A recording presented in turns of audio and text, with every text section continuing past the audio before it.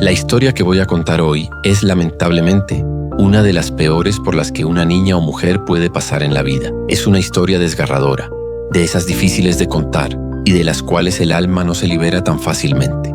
Mi historia, como la de muchas personas que la hemos vivido, es de esas en las que te das cuenta de que ni la propia familia puede ser nuestro apoyo y de que muchas veces las personas que consideramos nuestros héroes, en realidad, se convierten en nuestros peores villanos.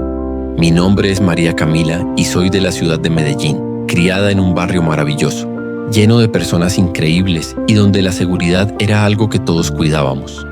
Nací el 14 de enero de 1998. Tengo 27 años, pero siento que cargar con todo este peso tantos años me está matando. Siento un vacío fuerte en el alma y en mi corazón, un dolor que no sé si algún día podré curar. Mi familia estaba conformada por mi madre, mi padre y mi hermanita menor. Desde niña sentía que mis padres eran mis héroes y que cada vez que estaba con ellos me sentía en mi lugar seguro. Nos amaban, nos cuidaban y nos sobreprotegían demasiado. Mi padre era bastante celoso con nosotras. No consentía que algún niño o otra persona se nos acercara porque nos decía que había mucha maldad en este mundo, que habían personas bastante malas que le hacían daño a las niñas y que él nunca permitiría eso. En cambio, mi madre era la que nos daba un poquito de libertad. En muchas ocasiones peleaba con mi padre porque él no nos dejaba compartir con los demás niños. Fue en un mes de agosto de 2010, cuando yo tenía solo 12 años. Era una niña que no sabía de maldades y solo pensaba en mis estudios y en divertirme, como toda niña lo hace. Siempre me destaqué por ser muy dedicada. Era la mejor de mi salón y sacaba las mejores notas. Mis padres me decían que siempre sería el orgullo de ellos y que lo único que necesitaba era estudiar para salir adelante en mi futuro. Hasta que llegó el día que cambiaría mi vida por completo. Un 28 de agosto de 2010, estaba sola en casa. Mi madre había ido con mi hermana a una cita médica y me dejaron a cargo. Esto no era nada malo. Muchas veces nos quedábamos solas y nos cuidábamos la una a la otra. Pero aquel día, mi padre salió un poco más temprano del trabajo y me alegré, porque me encantaba pasar tiempo con él. Cuando abrí la puerta le di un abrazo y le dije: «Papi, llegaste más temprano». Él me dijo: «Sí, no había más trabajo y aproveché para venir a ver una película contigo».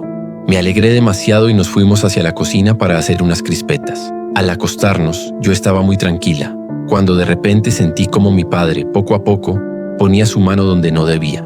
Me quedé paralizada sin saber qué hacer, ya que mis padres siempre me habían dicho que nadie podía tocarme de cierta manera. De un momento a otro, empecé a sentir unos besos en la parte trasera de mi cuello y demasiado asustada le dije: «Papá, ¿estás bien?». Él me miró y me dijo: «Hija, estoy demasiado bien, no te preocupes, todo está muy bien». Yo, demasiado asustada, con el corazón a mil, no sabía qué hacer, si salir corriendo o dejar que todo pasara, ya que no tenía conocimiento sobre esas cosas. Era demasiado inocente. En cierto momento mi padre me tomó la cara y empezó a besarme de una manera que no era normal.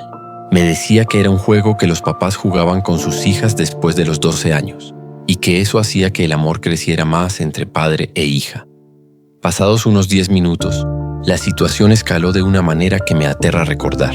Me obligó a tocarlo y, a pesar de que yo le rogaba que parara, llorando y diciéndole que no me gustaba ese juego, él solo apretaba más fuerte.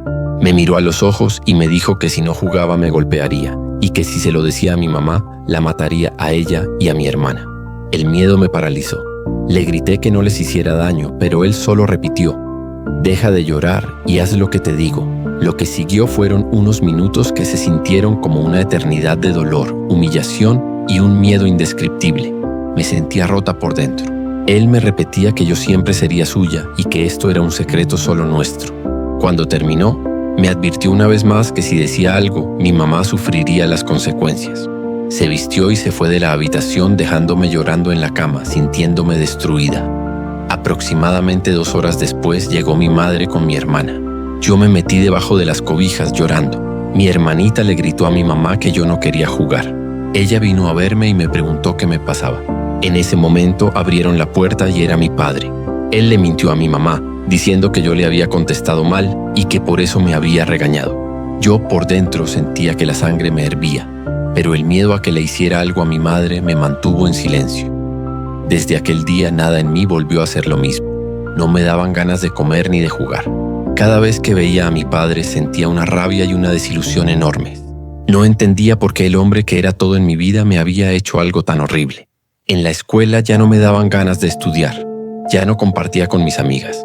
Mi profesora notó el cambio y me preguntaba qué me pasaba, pero yo solo lloraba y le decía que nada. En las noches casi no dormía. En ocasiones me despertaba gritando, recordando esa escena tan horrible.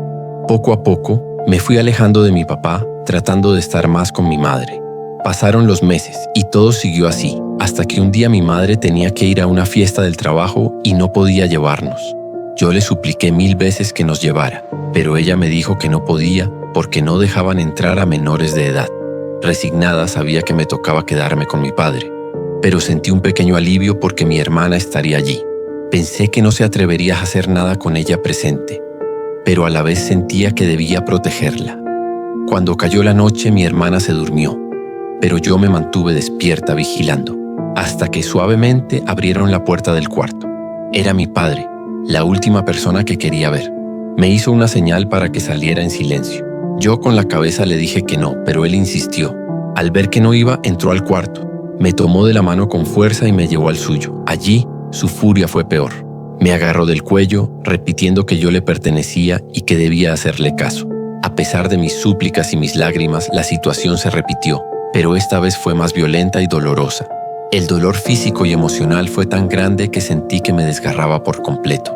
Cuando terminó, me fui a mi cuarto, abracé a mi hermanita y toda la noche no pude dormir, preguntándole a Dios por qué me pasaba esto a mí, si yo era una buena hija. Entré en una depresión horrible.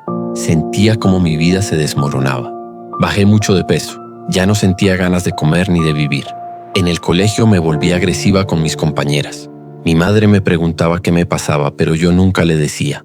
Me quedaba callada. Llegó el momento de hacer mi primera comunión, y allí conocí al padre Germán, un hombre de unos 53 años, pero con un corazón gigante. Nos enseñaba la palabra de Dios, y llegó el día en que debíamos confesarnos. Me arrodillé en el confesionario, y al escuchar la voz del Padre, sentí una paz y una tranquilidad que hacía mucho no sentía. Él me dijo: «Hija, aquí estoy para escuchar no solo tus pecados, sino también algún sentimiento que tenga tu corazón». Inmediatamente, sin pensarlo 2 veces, con lágrimas en los ojos, le conté todo. A medida que hablaba, lo vi salir del confesionario, abrazarme y decirme: «Hija, estás en la casa de Dios y nada malo te va a pasar». Yo le rogué que no le dijera a mi mamá, por miedo a las amenazas de mi padre, pero él me aseguró que todo estaría bien. Me llevó a una habitación con 2 monjas y me dijo que esperara. 1 hora y media después llegaron mis padres. El padre los hizo pasar a un salón y minutos después entró con varios policías. Gritaron: «Cógelo rápido, que no se escape». Vi cómo se lanzaban sobre mi padre y lo tiraban al suelo. Mi madre y yo estábamos en shock. Ella no sabía lo que pasaba. Me agarraba las manos y me miraba mientras sus lágrimas caían. Escuché a mi padre gritar: te lo dije que si decías algo me vengaría». Yo, entre llantos, le dije a mi mamá: «Mamá, vámonos, que mi papá te quiere hacer daño». Ella me gritó: «¿Qué te hizo? ¿Qué te hizo?». Y yo le conté: «Mamá, él me tocaba, me obligaba a hacer cosas que no quería y me dijo que si decía algo te mataría». Mi madre lloró fuertemente, intentó golpearlo y le gritó: «Maldito abusador, te odio, te vas a podrir en la cárcel». El padre vino y nos abrazó, diciéndonos que todo estaría bien. Con el pasar de los días, tuve que ir a dar testimonios ante la fiscalía y poner la denuncia junto a mi madre. Lo que más me perturbaba era que ese hombre le hiciera algo a mi familia. Fue declarado culpable y condenado a 26 años de prisión. Pero nosotras seguíamos con miedo. Nos fuimos del país y actualmente vivimos en Europa, tratando de olvidar ese episodio que marcó mi vida.